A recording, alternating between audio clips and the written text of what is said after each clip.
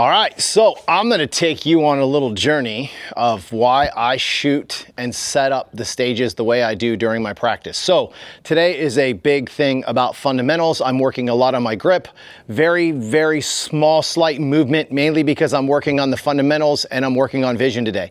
Vision is constantly a battle. I mean, there's really no way you're gonna not work on vision. I don't care how good you are at shooting or how great you get at this game, you will always be working on your vision because it's very easy to get sucked into that gun and not actually see what you're supposed to see. So I'm gonna run the stage the way I've been running it, and then I'm gonna take you down range and kind of tell you why I have targets set up the way I do. Well, let's go, here we go.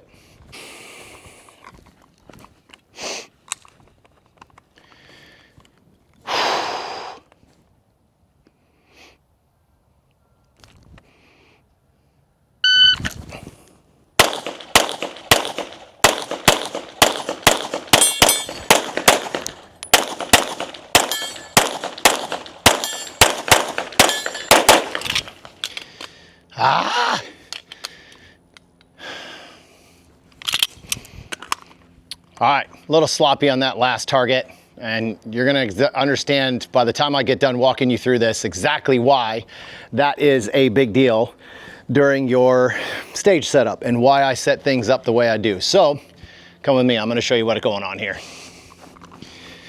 All right, so one of the biggest things is understanding that there are obviously levels of difficulty per target, per stage, so on and so forth.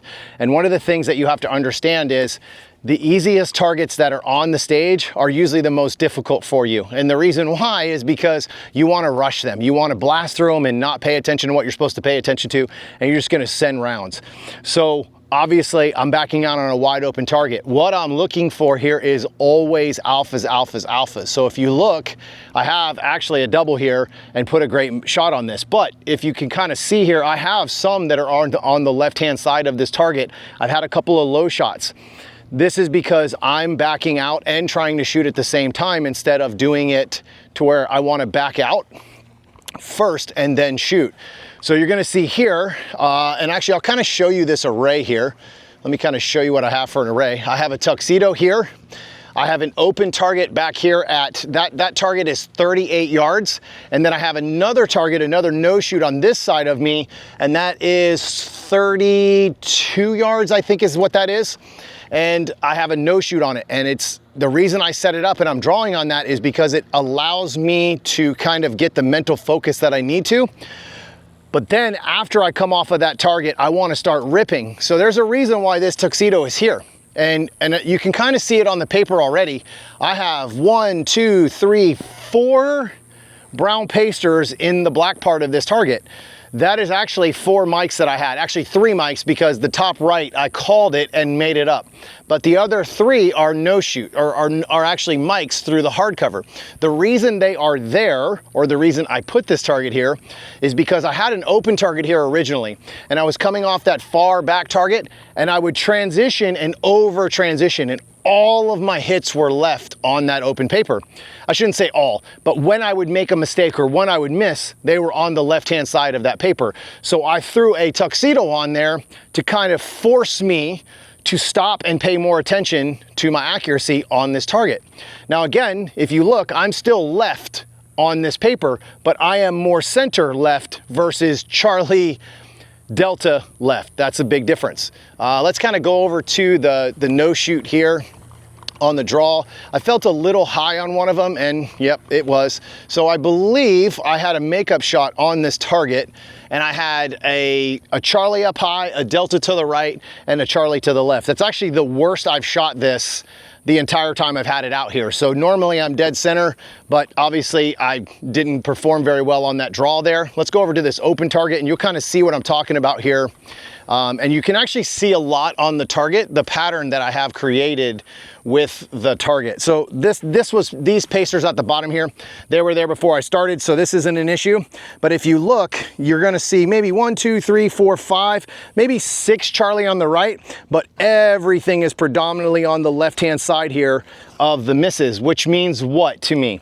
That means I'm driving the gun too far to the left. That means my vision is not hitting the center of the target. But even worse, it's not so much a vision issue because I'm seeing this target before I get to it. The problem is I'm not stopping the target where I'm looking, or I need to be a little bit more precise on where I'm looking and then hold myself accountable for that alpha. I mean, I have a ton of alphas on this target. I have some really great groups on this target, but again, it's those, I'm trying to eliminate those Charlies that I'm seeing on the targets. All right, let me go a little bit farther down here, and you're gonna kind of see in the background here, I have steel and so on and so forth here in the back. Those are all 30+ yard steel on purpose. Now I have a wide open target here, right? So I notice a lot of people when they train, or they post their videos, they have all these no shoots and all these tuxedos and all these crazy hard shooting targets. Well, guess what? If you do that and you put up a bunch of hard targets, you're gonna aim. You're not gonna go fast. You're not gonna focus on trying to go faster and getting through the target. You're gonna aim a lot and you're gonna pay a lot of attention to that target. So I love throwing and sprinkling in open targets because of throttle control. I want to have to go faster and then control myself. Go slower, then go faster. I'm looking for throttle control. That's what we see in this sport. Those are always the best stages. Those are always the most difficult stages. So when I do come out here and train, I try to train throttle control a ton. Like right now, I'm drawing on a 30+ yard no shoot. I'm not going to shoot a 10 split on that. I'm probably not going to have a sub-second draw on that. But what I will notice is if I have a wide open target, I might get a little spicier with it because I have more room.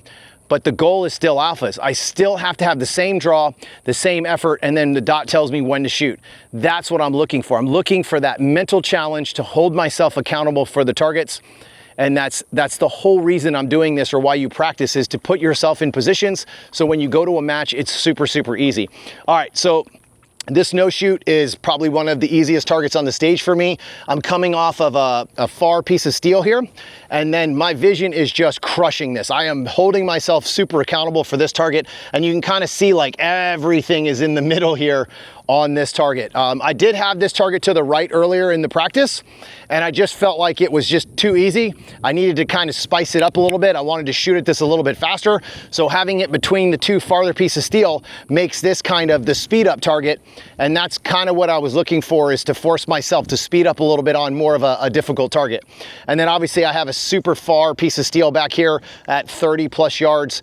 The main reason I put a lot of steel out there is because it forces you to hold your grip, because obviously you don't have to hold your grip for a single shot, but you want to keep your grip as if you were shooting pairs. The other thing is it's a vision thing, you know, getting your dot to that position, see it, stop, and then be patient and pull the trigger properly. That's why I love steel. Plus you get that feedback, like, did I leave when I was supposed to? Am I seeing the steel and hearing the steel at the same time? If I'm seeing the steel and I hear a ring, that means I didn't leave. I didn't call the shot like I was supposed to. That's one of my favorite things about steel, is it really teaches you how to exit targets. Obviously a wide open target. Again, if you look, this is a wide open target. This target's maybe 15 yards. I have an alpha and a Charlie. That's why I always say the hardest targets on the stage are actually the wide open ones. These are the ones you disrespect. These are the ones you can like, oh, I won't grip the gun as hard. These are the targets that kick your butt in the match, that actually add up to be very important, because those are guaranteed alphas. Well, they should be, compared to a no shoot or a far target. And the last target of my array that I have shot about 1,000,000 times at, and you can kind of see I have a ton of alphas here, like a ton of alphas. The target before, a ton of alphas. The issue here is this Charlie. Why is that Charlie there? What created that Charlie? I let go of the gun. I didn't stay locked in. I tried to split the gun fast instead of just follow my sights. A 23 split here gives me an alpha. Let's just say I get a 20 split or even an 18 split. That Charlie that I just got, I'm not gonna outrun the Charlie. You can't outrun a Charlie unless you're getting a 10 split or something crazy. And I'm not doing that with the Carry Optics gun. So again, these are guaranteed alphas, but this is why I put open targets here. If I put a no shoot, I'm gonna slow down and get hits. If I put a tuxedo, I'm gonna slow down and get hits. With the open target, it sucks you in, it makes you wanna shoot it faster than you're supposed to.